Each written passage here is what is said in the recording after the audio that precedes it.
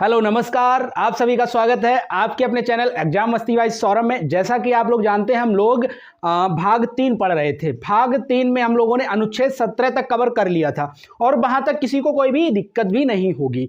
अब हम लोग अनुच्छेद 18 शुरू करने वाले हैं और अनुच्छेद 18 जो है वो उपाधियों का अंत करता है। क्या करता है? उपाधियों का अंत करता है। तो उपाधियों का अंत किस तरह से करता है? देखिए, अनुच्छेद 18 जैसे संविधान लागू हुआ, ठीक है, संविधान लागू होने के पश्चात अनुच्छेद 18 ने क्या किया? भारत के अंदर जितनी भी उपाधियां थी उनको समाप्त कर दिया और समाप्त करने के बाद अब भारत में कोई भी उपाधि नहीं ले सकता है। ठीक है, इससे पहले जैसे देश में हमारे संविधान लागू नहीं था उससे पहले तमाम उपाधियां हुआ करती थीं। और अब आप यहाँ पर जैसे ही संविधान लागू हुआ, संविधान लागू होने के बाद क्या हुआ? उपाधियों का अंत हुआ। और हाँ, याद रखना, भारत में अब सिर्फ 2 क्षेत्रों में उपाधियां रखने का अधिकार है। तो चलिए हम यहीं से शुरू करते हैं। अनुच्छेद 18 क्या कहता है? अनुच्छेद 18 उपाधियों का अंत करता है। उपाधियों का अंत। जैसे पहले क्या होती थी? जमींदारी प्रथा थी, है ना? तो वहां पर लोग बड़े ही लोगों पर कर लिया जाता था, प्रताड़ित किया जाता। तो जो आम मजदूर होता था, श्रमिक होता था, उसको प्रताड़ित भी किया जाता था। बहुत सारी मतलब जो उपाधियां थी ना, उपाधियों की वजह से लोगों को बहुत ज़्यादा दिक्कत होती, क्योंकि अपनी उपाधि का रौब जमाते थे लोग। तो इसलिए ये क्या हुआ? उपाधियों का अंत किया गया। तो इसके 2 भाग हैं। पहला समझें। पहला क्या है? भारत में शिक्षा और सेना को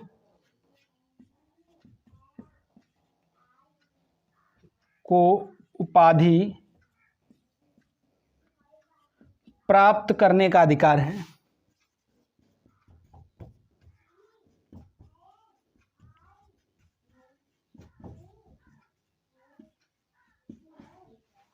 सेना में, ऐसे लिखना, सेना में। देखिए, शिक्षा में प्रोफेसर होता है, ये भी एक उपाधि है। प्रधानाचार्य होता है, ये भी एक उपाधि है। वैसे ही सेना में जनरल, कर्नल, कैप्टन, ये सारे उपाधियां हैं। तो यहाँ पर आप अगर सेना या शिक्षा के क्षेत्र में हैं तो आपको उपाधियां दी जाएंगी, अन्यथा आप किसी भी क्षेत्र में आपको कोई भी उपाधि नहीं दी जाएगी। बोलिए क्लियर ये लाइन? और हाँ, आप लोग साथ साथ बोलते जाया करें। जैसे हमने लिखाया और हमने बोला तो उसको साथ साथ रिपीट करें और लिखते भी जाएं कि अनुच्छेद 18 उपाधियों का अंत, अनुच्छेद 18 उपाधियों का अंत, क्योंकि बोलने से भी याद होता है।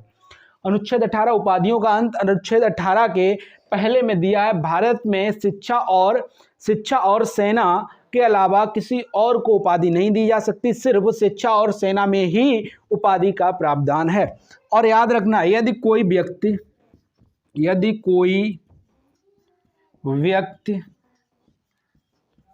या नागरिक, क्या है? कोई व्यक्ति या नागरिक किसी दूसरे देश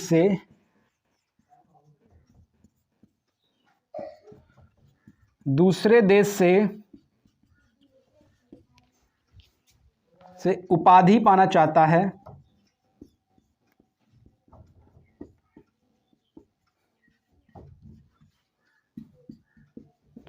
तो उसे राष्ट्रपति की अनुमति लेनी होगी।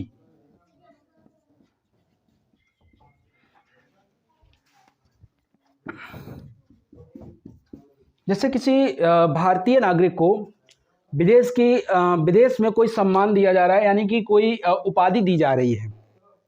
ठीक है, क्या दे रही है? उपाधि दी जा रही है। कि अगर कोई व्यक्ति विदेश से कोई भी अगर उपाधि लेना चाहता है तो अगर उपाधि ले सकता है, लेकिन उसके लिए उसे क्या करना पड़ेगा? राष्ट्रपति की अनुमति लेनी होगी। अगर राष्ट्रपति की अनुमति नहीं लेते हो तो वो उपाधि आपके भारत में, मतलब भारत में आपको उस उपाधि से नहीं जाना जाएगा। उस उपाधि का कोई महत्व नहीं होगा भारत में। आप ला सकते हैं, कोई दिक्कत नहीं, लेकिन वो उपाधि भारत में नहीं मानी जाएगी आपकी, ठीक है। तो ये प्रावधान था।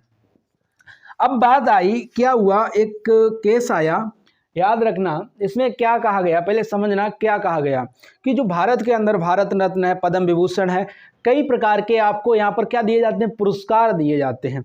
तो बोला कि अगर उपाधियों का अंत हुआ अनुच्छेद 18 का, तो फिर ये उल्लंघन हो रहा है।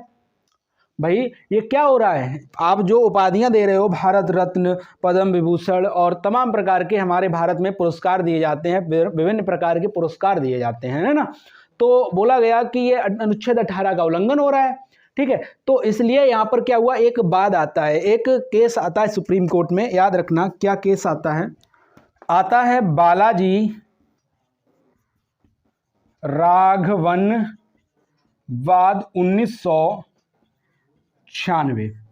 इसमें जो भारत के अंदर भारत रत्न पद्मश्री, ठीक है, जैसे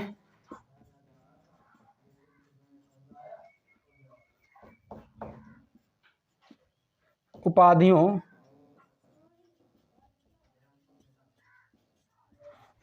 को लेकर सुप्रीम कोर्ट में क्या किया गया, सुप्रीम कोर्ट में चैलेंज किया गया, या फिर ऐसे लिख सकते हैं सुप्रीम कोर्ट में चुनौती दी गई। क्या दी गई, चुनौती दी गई।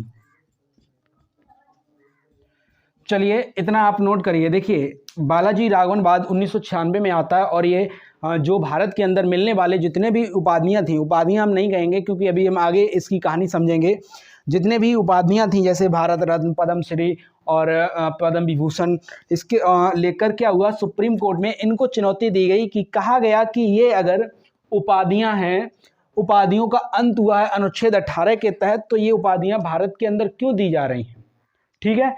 तो इसी को हम लोग आगे समझते हैं। अगर आपने नोट कर लिया हो तो लिखेंगे इस बाद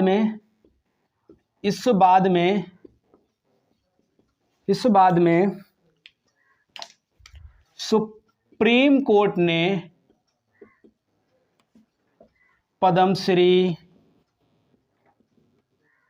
भारत रत्न को उपाधि नहीं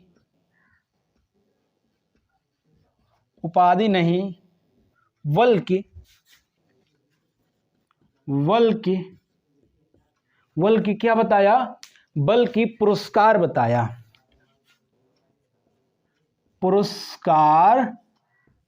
बताया।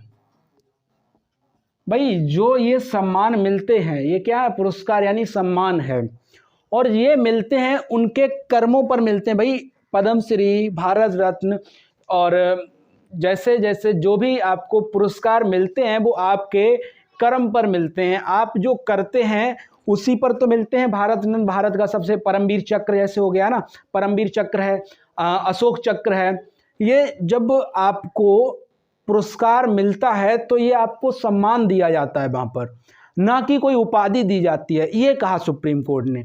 और बताया कि जितने भी आपको जो पुरस्कार दिए जा रहे हैं, जैसे अभी आपको, आप स्कूल या किसी विद्यालय, किसी विश्वविद्यालय में पढ़ते हैं और आपको पुरस्कृत किया गया, पुरस्कृत करने के बाद आप बताइए क्या वो आपकी उपाधि हो गई? नहीं ना, वो आपकी उपाधि नहीं हुई, वो आपका क्या हुआ, सम्मान हुआ है। क्या हुआ, वहां पर आपका सम्मान हुआ है। तो वैसे ही ये भी आपका क्या है, एक सम्मान है। क्या बताया गया, ये आपका क्या है, एक पुरस्कार है, ठीक है। क्या बताया गया, ये पुरस्कार है। अच्छा अगर हम बात करें पुरस्कारों की, जो शुरुआत है 1954 में मानी जाती है। कब मानी जाती है, 1954 में।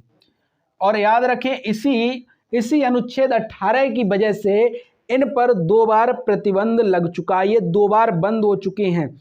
देखिए एक तो हुआ था 1977 से लेकर 1980 के बीच में बंद रहा, 1980 के मध्य बंद रहा, पहली बार ये हुआ। दूसरी बार कब हुआ, 1992 से 1995 के मध्य भी ये क्या हुआ, ये पुरस्कारों पर प्रतिबंध रहा, यानी बंद रहे।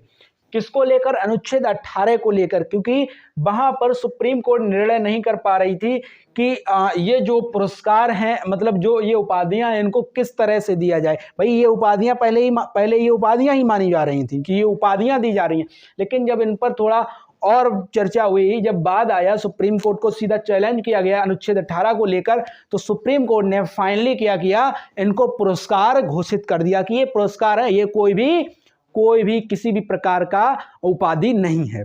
बोलिए बात क्लियर हुई? अगर बात क्लियर हो गई तो हम लोग आगे की कार्रवाई शुरू करें। चलिए आगे की हम बात करते हैं। तो आगे आता है स्वतंत्रता का अधिकार। स्वतंत्रता का अधिकार। अच्छा, ये कहां से कहां तक है? देखिए अभी तक हमने देखो समानता का अधिकार देखा, कहां से कहां तक था? 14 से 18, और ये कहां से होगा? 19 से 22 के मध्य। कहां तक होगा? 19 से 22 के मध्य होगा। ठीक है, कहां तक होगा? 19 से 22 के मध्य। तो हम सबसे पहले देखेंगे अनुच्छेद 19। अनुच्छेद 19 पर हम थोड़ी चर्चा करेंगे। फटाफट आप इतना नोट करिए, फिर हम लोग अनुच्छेद 19 की तरफ बढ़ते हैं। बड़े ध्यान से समझना, अनुच्छेद 19 क्या कहता है। अनुच्छेद 19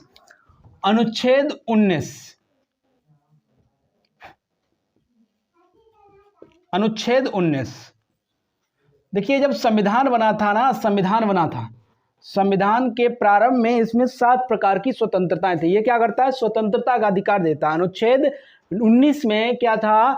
पहले प्रारंभ जब संविधान बना था तो इसमें कुल 7 प्रकार की क्या थी? 7 प्रकार की स्वतंत्रताएं थी। लेकिन क्या हुआ? 44वां संविधान संशोधन होता है 1978 में। कब होता है? 44वां संविधान संशोधन 1978 में होता है, और इसमें अनुच्छेद 19 ऐप को हटा दिया जाता है। अनुच्छेद 19 ऐप को, यानी कि संपत्ति का जो अधिकार था उसको हटा दिया गया। किसको हटाया गया?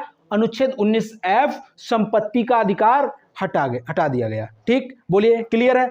अनुच्छेद 19 ऐप, संपत्ति का अधिकार हटा दिया गया। और आप याद रखना, अनुच्छेद 19 ऐप संविधान में जो था उसमें क्या था? संपत्ति का अधिकार था। और ये किस अनुच्छेद के तहत, मतलब किस संविधान संशोधन के तहत हटाया गया? तो ये भी याद रखना, 44वें संविधान संशोधन 1978 के तहत इसको हटाया गया था। याद रहेगा? बोलिए याद रहेगा? अगर याद रहेगा तो फिर हम लोग आगे बढ़ते हैं। देखिए अनुच्छेद 19 में ऐसे लिखना, अनुच्छेद 19 के प्रारंभ में 7 प्रकार की स्वतंत्रताएं थीं, लेकिन 44वें संविधान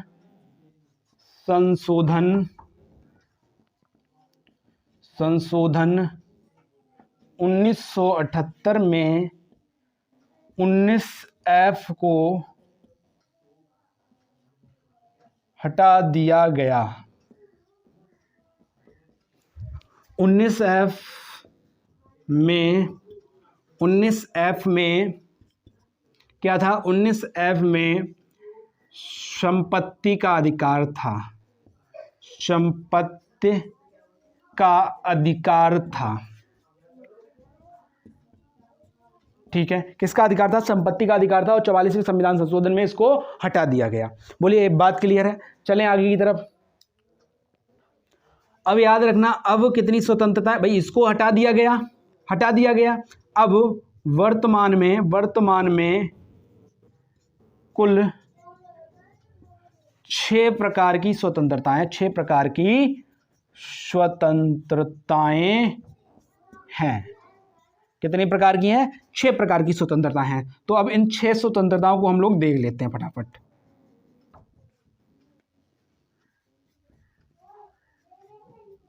बड़े आराम से समझने का प्रयास करेंगे, क्योंकि इनको अभी याद भी करना है। अभी हम याद करेंगे इनको। देखिए 19A, 19B, 19C, 19D, 19E और F हटा दिया गया तो 19G। भाई 19F हटा गया, ABCDEF हटा दिया गया और 19G। तो बेटा याद रखना 19 से में देखिए, अगर हम कहीं पर जाएंगे तो वहाँ पर बातचीत करेंगे कि नहीं करेंगे? सबसे पहले हम क्या करेंगे? क्या करेंगे? बातचीत करेंगे ना, ठीक है, बातचीत करेंगे। और बातचीत करेंगे और क्या कर सकते हैं? सोचेंगे। क्या करेंगे? सोचो क्या कर सकते हैं? बातचीत करेंगे और सोचेंगे, है ना। तो यहाँ पर हम बोल सकते हैं 19A में वाक यानी बोलने एवं उसको प्रकट करने, मतलब वाक एवं अभिव्यक्ति की स्वतंत्रता। बोलिए, हम बोलना सीख गए 19 से, यानी वाक एवं अभिव्यक्ति की स्वतंत्रता, मतलब हम क्या सोच लिए, सोचने के बाद बोल लिए, और बोलने के बाद लोगों के सामने रखना, उस बात को रखना सीख गए, यानी कि वाक एवं अभिव्यक्ति की स्वतंत्रता में मिल गई। और जब हम ये वाक एवं अभिव्यक्ति करेंगे तो कुछ लोगों के सामने करेंगे, बोलिए कुछ लोगों के सामने करेंगे, तो इसलिए सभा सम्मेलन करने की स्वतंत्रता यहाँ मिलती है। मतलब अब क्या बनाएंगे? सभाएं करेंगे, सभा एवं सम्मेलन की स्वतंत्रता।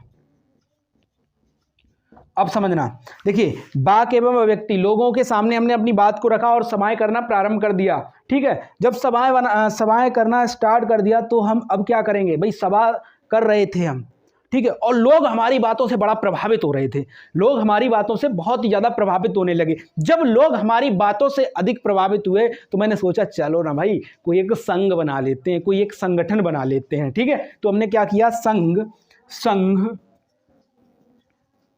या संगठन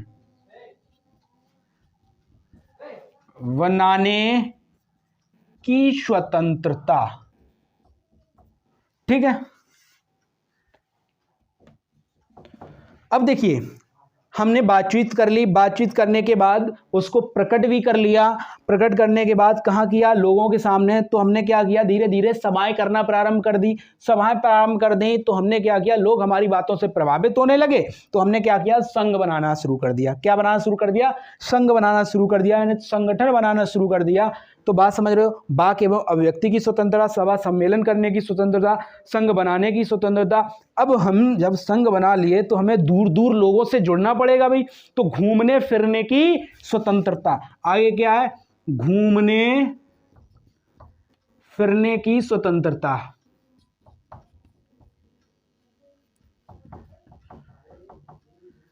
मतलब चारों ओर घूम फिर सकते हैं ना, आराम से कहीं भी जाएं, ठीक है। घूमने या संचार भी लिख सकते हैं, ऐसे लिख दो, घूमने या संचार।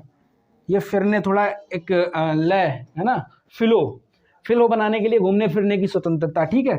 फिलो में हमने बताया। तो यहाँ पर आप क्या कर सकते हैं? घूमने या संचार, घूमने या संचार की स्वतंत्रता है। अब देखिए वाक एवं अभिव्यक्ति बोल लिया, सभा सम्मेलन कर लिया, संघ बना लिया, घूमने फिरने लगे, लोगों से मिलने लगे।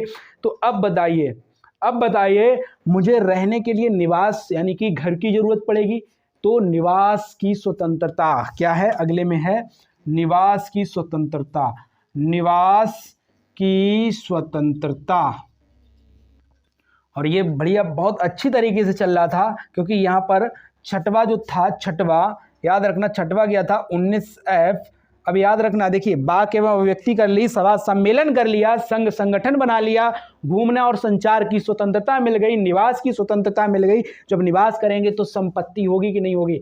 संपत्ति की स्वतंत्रता।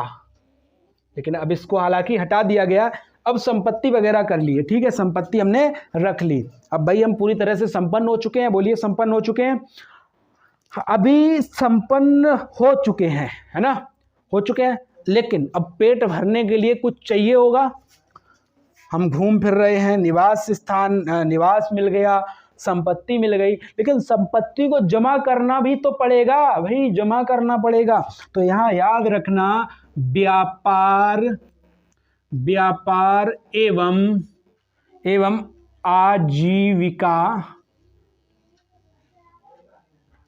आजीविका की स्वतंत्रता, ठीक है। हो सकता है यहाँ दिखाई ना दे रहा हो, 19 जी आप लिख लें, लिखें व्यापार एवं आजीविका की स्वतंत्रता। अब एक बार इसको हम रिवीजन करते हैं। देखिए, वाक एवं अभिव्यक्ति की स्वतंत्रता, सभा सम्मेलन करने की स्वतंत्रता। देखिए, पहले हमने बातचीत की, बातचीत करने के बाद उस बात को रखा सामने, और जब सामने रखा तो लोग हमारी बातों से क्या हुए, लोग जुड़ने लगे। तो हमने क्या किया, बड़ी बड़ी सभाएं करना शुरू कर दिया, सम्मेलन करना शुरू कर दिया, और जब सम्मेलन किया तो बहुत ज्यादा लोग हमसे प्रभावित हुए। तो हमने क्या किया, संघ और संगठन बनाने का प्रावधान कर दिया, मतलब संघ और संगठन बनाने लग गए। ठीक है, क्या बनाने लगे, बड़ा सा एक संगठन बना लिया हमने। ठीक है, जैसे अब तुम देख ही रहे होगे कई प्रकार के संगठन हमारे भारत में काम भी कर रहे हैं। और संगठन बना लिया, संगठन बनाने के बाद हमने सोचा चलो घूमने फिरने चलते हैं, बहुत बोर हो लिए। तो अब संगठन बनाने के लिए थोड़ा दूर दूर भी जाना पड़ेगा हमें। तो हमने क्या किया, घूमने के लिए निकल गए, है ना। घूमने की स्वतंत्रता हमें मिल गई, भाई संचार की स्वतंत्रता है हमें, है ना। तो हम घूमने निकल गए। फिर हमने क्या किया, घूमने निकल गए तो बहुत ज़्यादा दूर निकल आए, बहुत ज़्यादा दूर। अब हमें रहने के लिए कहीं जगह भी चाहिए, तो इसलिए हमने क्या किया, वहीं पर एक निवास खरीद लिया, मतलब निवास, एक घर ले लिया। तो वहां पर क्या, निवास की स्वतंत्रता, मतलब रहने की स्वतंत्रता, है ना। उसके बाद जब निवास ले लिया तो हमारे पास क्या हो गई, संपत्ति हो गई। तो संपत्ति की भी स्वतंत्रता थी, लेकिन 44वें संविधान संशोधन में इसको हटा दिया गया। और लास्ट फाइनली हमें क्या मिलता है, संपत्ति मिल गई। लेकिन अब संपत्ति का उपयोग कैसे करेंगे भाई, हम संपन्न होंगे, और ज्यादा संपन्न होना चाहते हैं भाई। जो पेट भरता है ना, वो ये चाहता है कि और मिल जाए, और मिल जाए, और मिल जाए। संपत्ति मिलती है तो और मिल जाए, और मिल जाए, मिलती ही जाए, है ना। पेट नहीं भरता किसी का भी। तो हमने क्या किया, फिर से संपत्ति की स्वतंत्रता, है ना। तो संपत्ति हमें मिल गई, अपनी संपत्ति को और बढ़ाएं, और बढ़ाएं, और बढ़ाएं। तो हमने क्या किया, व्यापार करना शुरू कर दिया। और जो व्यापार करेगा वो भाई आजीविका का नाम दिया जाएगा। तो क्या बोलेंगे, व्यापार एवं आजीविका की स्वतंत्रता। अगर इतने में मजा आया हो तो भैया चैनल को लाइक और शेयर सब्सक्राइब जरूर करें। ठीक है, आज के सेशन को हम लोग यहीं पर समाप्त करेंगे और इसको थोड़ा डिटेल में लेकर चलेंगे। ठीक है, इसको हम थोड़ा डिटेल में लेकर चलेंगे अगले सेशन में। तब तक के लिए नमस्कार, जय हिंद।